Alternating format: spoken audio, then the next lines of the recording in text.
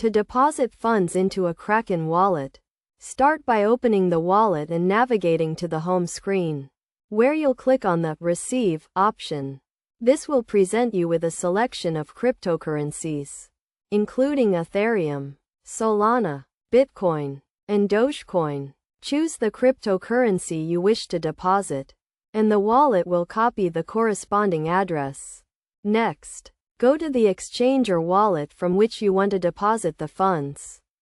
Select the same cryptocurrency, and initiate a transfer. You'll then be prompted to withdraw the funds to an external wallet, at which point you'll add the wallet address you copied from Kraken, ensuring it matches the cryptocurrency and network. Verify your ownership and wallet type, if necessary, and give the wallet a name. After adding the wallet address, you can proceed with the withdrawal, and the funds will be deposited into your Kraken wallet. This process may take some time to complete, but once it's finished, the deposited funds will be visible in your Kraken wallet, confirming a successful transaction.